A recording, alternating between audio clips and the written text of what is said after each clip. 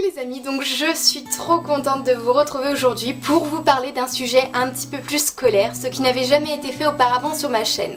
Donc comme vous avez pu le voir dans le titre, je vais parler du bac de français, épreuve que j'ai pu passer l'année dernière en première ES. Le bac de français se déroule en deux épreuves, une partie écrite et une partie orale. C'est pour ça que ma vidéo comportera deux parties, on va dire, une partie écrite et une partie orale. Donc l'année dernière, j'ai plutôt bien réussi mon bac de français, c'est pour ça que je voulais vous délivrer mes petites astuces, mes petits conseils qui m'ont permis de réussir au mieux et qui, j'espère, vous le permettront aussi. Donc si cette vidéo vous intéresse, je vous invite à continuer à la regarder. Épreuve écrite de français qui elle aussi se divise en deux parties. La partie question corpus, donc on va vous donner un ensemble de textes avec des questions, donc une ou deux, auxquelles vous devrez répondre avec des réponses structurées. Après il y a la partie plus écrite qui demande beaucoup plus de temps, où on peut choisir entre une dissertation, un commentaire ou un sujet d'invention. Nous allons donc tout de suite passer à l'épreuve écrite de français qui se déroule en deux parties. La partie question corpus, c'est-à-dire qu'on va vous donner un ensemble de textes et quelques questions auxquelles vous devrez répondre avec des réponses structurées. Ensuite, c'est la deuxième partie, la partie plus écrite, où vous avez le choix entre une dissertation, un commentaire ou un sujet d'invention. Donc pour commencer, nous allons passer au premier conseil. Il s'agit de faire attention à l'orthographe. Alors franchement, moi je vous avoue que je suis vraiment nulle et vous avez pu le voir dans mes vidéos en orthographe et c'est pour ça que j'ai essayé de travailler au mieux. Puisque, imaginez, déjà vous travaillez pendant 4 heures sur un sujet. D'accord, enfin, sur la question corpus et sur votre dissertation, votre commentaire ou votre sujet d'invention. Et là, on peut vous enlever jusqu'à 2 points pour les fautes d'orthographe. Vous aurez travaillé pendant 4 heures, vous aurez tout donné. Imaginez, vous avez un 16, vous aurez qu'un 14 à cause des fautes d'orthographe. Ça fout quand même la mort. C'est pour ça que moi, afin de réussir au mieux, j'avais établi 2 méthodes. Déjà, chez moi, dès que j'avais une copie, donc n'importe quoi, hein, pas que français, histoire ou quoi que ce soit, dès qu'il y a beaucoup d'écrits, etc., je m'amusais à corriger toutes mes fautes d'orthographe. Et ensuite, je me faisais une petite liste, vous savez, je suis sur les fiches Bristol, où j'écrivais tous les mots auxquels je faisais toujours des fautes d'orthographe, les fautes d'orthographe récurrentes, etc. Et je les notais par exemple toutes les conjugaisons aussi, toujours où je faisais des fautes, etc. Et les soirs avant de me coucher, je relisais. Je relisais là où je faisais des fautes, donc je marquais la faute et je marquais comment ça s'écrivait en face, comment ça s'écrivait vraiment en face et sans la faute. Je sais pas si vous m'avez beaucoup compris, etc.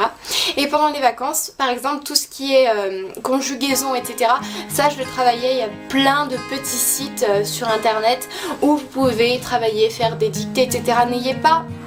Ne vous sentez pas bête à aller travailler ça sur internet parce que vraiment c'est pour votre bac de français et 2 points en moins ça fait... Voilà quoi. Ensuite j'avais une autre petite méthode, c'était aussi de relire mes copies. Donc oui c'est embêtant mais sachez que ça vous fait gagner énormément de points. C'est-à-dire que il faut vous prendre au moins 5 minutes, enfin 10 minutes à la fin pour essayer de relire votre feuille au mieux possible, d'accord? Ça peut vous faire gagner des points, alors ne négligez pas ça. Ne faites pas ça juste le jour du bac, entraînez-vous avant. Faites-vous un petit planning. À partir de 7 heures, il faut absolument que j'ai fini, puisqu'il faut que je me relise absolument, etc. Parce que sinon, vraiment vous perdrez des points vraiment idiotement ça se dit, non ça ne se dit pas, ça sera vraiment idiot de perdre des points juste pour ça. On va s'arrêter à une mauvaise note, c'est-à-dire qu'on aura tous eu chacun des mauvaises notes, mais si on est noté c'est juste pour s'améliorer. Si on a eu une mauvaise note c'est un challenge, c'est-à-dire qu'on ne peut que s'améliorer. Si on a 20 sur 20 tout de suite, c'est pas drôle de toute façon. Donc sachez que si vous avez une mauvaise note, c'est que vous avez fait des choses mal, c'est-à-dire que ces choses vous pouvez les corriger. Alors, ce que je vous propose de faire, c'est par exemple vous faire une petite fiche avec, donc Bristol, pareil, séparé en deux, avec un côté moins et un côté plus. À chaque fois que vous avez une note, donc qu'elle soit bonne ou mauvaise, vous regardez les appréciations et vous regardez ce que vous avez fait de bien et ce que vous avez fait de mauvais. Vous le marquez du côté plus que vous avez fait de bien et de mal du côté mauvais. Enfin, du côté moins, quoi. Ensuite, si vous avez des questions par rapport à une mauvaise note, n'hésitez pas à demander au prof. vous allez avoir l'air imbécile, parce que vous avez eu une mauvaise note ou peut-être faillot, etc. Mais qu'est-ce que vous en avez à faire? C'est votre bac, c'est très important, donc faites-le. Demandez-lui comment vous améliorer, etc. Et ensuite, regardez toutes les choses que vous avez mal faites et essayez de vous améliorer chez vous en travaillant, donc soit sur internet, en vous améliorant. Vous pouvez demander plein de conseils à votre professeur. N'hésitez pas, c'est très important. Si vous avez une mauvaise note, vous pouvez toujours mieux réussir grâce à cette petite fiche et si vous y mettez du vôtre. Entraînez-vous avec des sujets du bac, c'est-à-dire que vous avez tout simplement à taper sur Google ou n'importe quoi ancien sujet du bac et vous trouverez tous les sujets du bac des années précédentes. Donc c'est bien parce que déjà ça vous entraîne, parce que vous voyez à quoi vous attendre, c'est les vrais sujets du bac, vous voyez la difficulté, etc. Ensuite vous pouvez demander des conseils à vos professeurs si vous vous entraînez vous-même. Et puis moi je sais que j'avais une prof de français qui nous faisait faire ça en AP, alors pourquoi ne pas le proposer à votre professeur pour que ça soit bénéfique à tous ceux de votre classe. 5e conseil, ne pas perdre de temps. Alors j'ai 3 petites méthodes pour ne pas perdre de temps. Déjà, pour tout ce qui est dissertation, commentaires, etc. Les phrases d'amorce sont souvent très difficiles à trouver. Et donc je vous conseille déjà tout au long de l'année de les chercher. Alors moi j'avais fait un truc très simple, c'est que j'avais préparé des citations. J'avais cherché des citations sur internet, etc. d'auteurs, etc.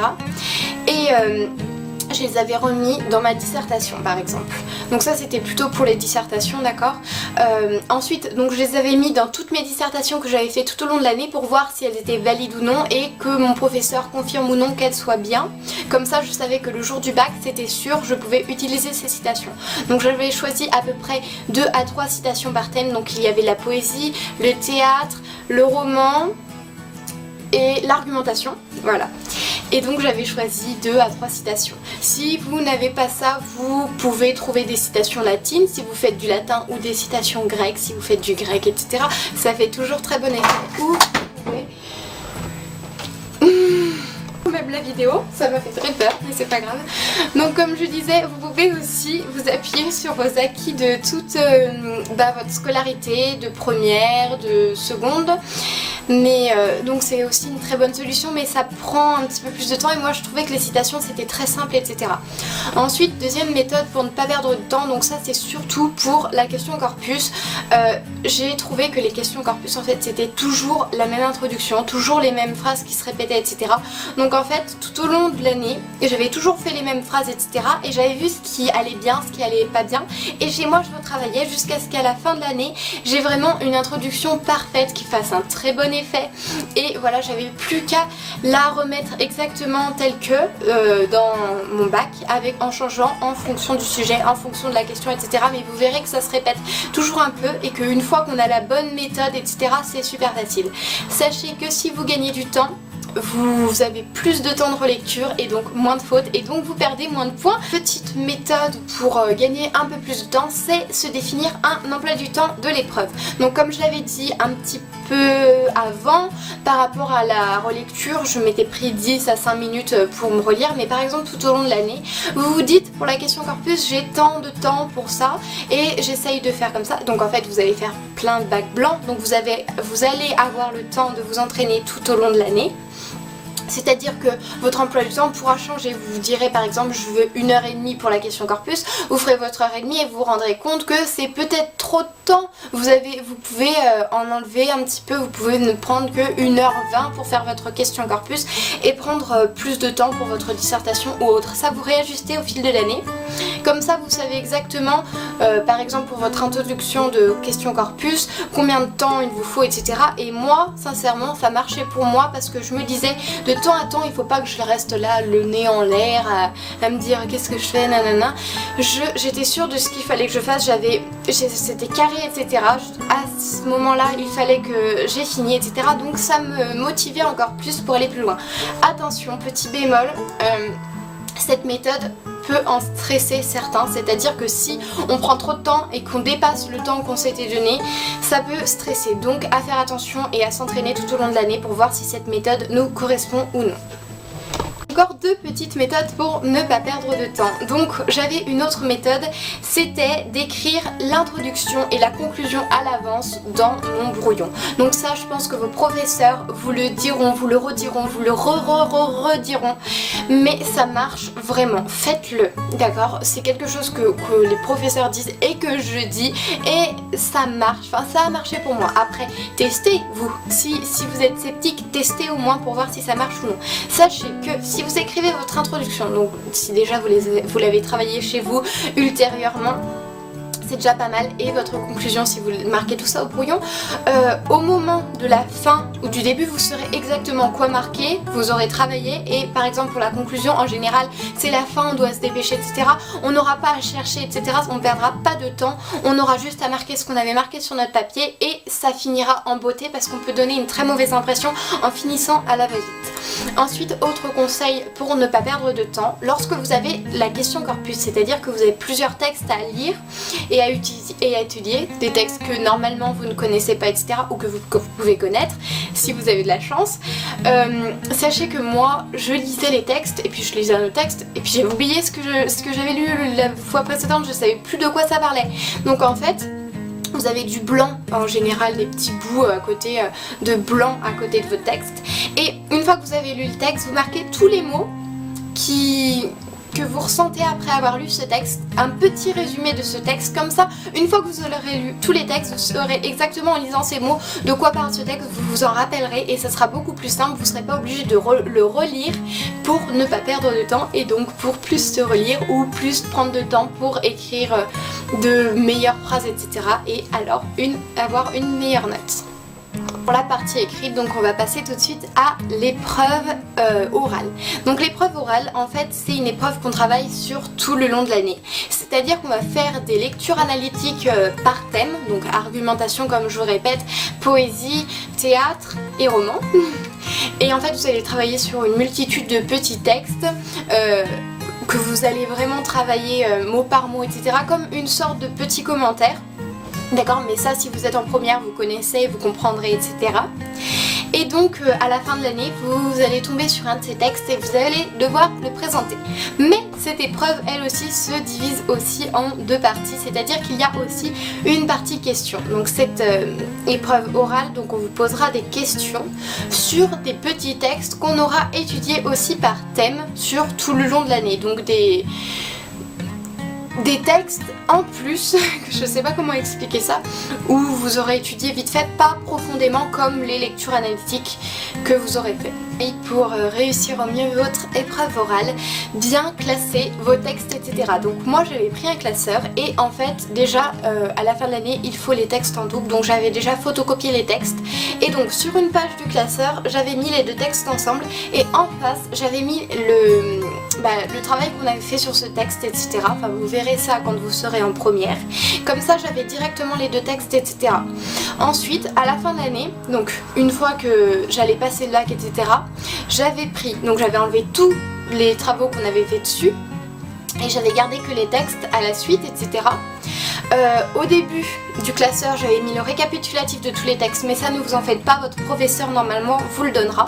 J'avais fait par partie, donc j'avais fait avec des petits post-it partie théâtre etc. J'avais mis tous les textes à la suite en double et à la fin j'avais mis tous les petits textes sur lesquels on n'avait pas travaillé, enfin sur lesquels on avait travaillé mais pas profondément, comme ça je m'en rappelais, je pouvais les relire une fois avant de passer à l'oral et donc avec mes post-it je savais exactement où c'était et je ne perdais pas de temps lorsqu'elle me disait oui donc ce sera pour la poésie tel texte, je savais exactement le côté poésie et je trouvais exactement mon texte sans perdre de temps et sans me stresser en plus. Ne pas oublier dans le classeur donc de mettre à la fin, moi j'avais mis ma grille d'évaluation et aussi la carte d'identité, ne l'oubliez pas, et votre convocation, ne l'oubliez pas, donc faites-le à la veille et franchement ne l'oubliez pas, c'est très très important. Numéro 2, s'habiller convenablement et être poli. Je sais c'est tout simple et pourtant ça marche, alors franchement n'hésitez pas pour gagner le plus de points possible. Conseil numéro 3, être confiant. Oui, je sais, moi aussi je suis très stressée pendant les périodes d'examen. Oui, je sais, l'oral c'est très dur pour certains, comme pour moi d'ailleurs. Mais pourtant, il faut se donner à fond parce que c'est pour notre avenir. C'est un examen très important et il faut essayer de gratter le plus de points possible. Si on s'en mêle dans nos pinceaux, c'est pas grave. De toute façon, on essaye de gagner le plus de points, c'est l'important. Après, moi j'avais un petit conseil à vous donner avant de rentrer dans la salle. Surtout ne révisez pas parce que ça vous stressera plus qu'autre chose. Et puis soufflez un grand coup, inspirez un grand coup, puis soufflez avant de rentrer dans la salle et donnez-vous à fond. On s'en fiche de dire n'importe quoi, on essaye de montrer qu'on sait le plus de choses possible. Il s'agit de petits conseils pour l'intro. Donc déjà le strict minimum, c'est de savoir le nom de l'auteur, son siècle, la date de parution du texte, le titre du texte et l'œuvre dont est extrait le texte. Après, si vous voulez faire encore meilleure impression, c'est bien de savoir la date de naissance et la date de décès de l'auteur, ainsi que quelques citations de l'auteur ou encore d'autres œuvres de ce même auteur. Conseil numéro 5, vous allez trouver ça très bête, très enfantin, mais la récitation d'un poème c'est vraiment génial et ça donne une impression mais de ouf. Vraiment, si vous voulez gratter le max de points, c'est très important. Je sais, ça fait comme en CP où on apprenait nos petits poèmes et pourtant c'est super. Être expressive. Donc j'ai deux petites méthodes pour être expressive. La première, je me suis marqué plein de petits connecteurs logiques sur ma feuille de brouillon à l'oral pendant l'examen, par exemple cependant, toutefois, qui plus est, donc, etc. Et ça me permettait, quand j'avais des bugs, de continuer sans me soucier du fait que j'ai eu un bug.